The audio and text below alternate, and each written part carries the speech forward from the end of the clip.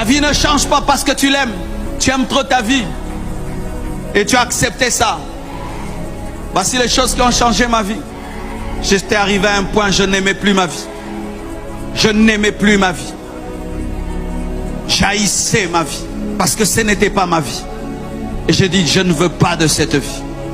Je vais aller auprès du Dieu de la destinée pour qu'il me donne ma vraie vie.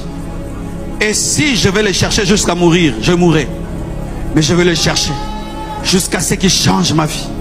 Ça, ce n'est pas ma vie. Parce que dans mes visions, je voyais autre chose. Mais dans ma réalité, je vivais autre chose.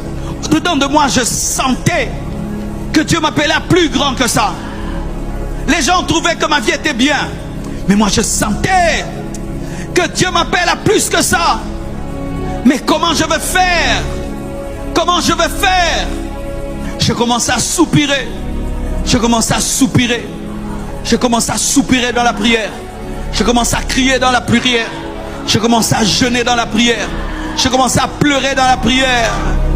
Jusqu'à ce que la voûte se déchire.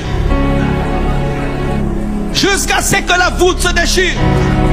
Est-il normal que tu sois Jacob, mais en toi il y a Israël, mais tu te contentes de Jacob?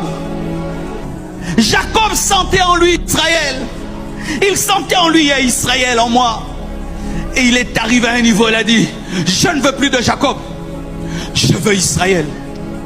Et il a dit à ses femmes, ses enfants, précédez-moi, ces bœufs, ces biens, ces travailleurs. Il s'est débarrassé de cela pour se tenir devant Dieu. Enfin d'enfanter Israël, il s'est tenu devant Dieu. Et il a enfanté Israël. Il faut que tu enfantes Israël. Jacob, tu dois enfanter Israël. Jacob, tu dois enfanter Israël. Ce n'est pas parce que tu t'appelles Jacob que tu dois mourir Jacob. Ce n'est pas parce que Jacob a certaines choses que c'est tout ce que Dieu peut te donner. C'est Israël qui enfante Christ. Ce n'est pas Jacob.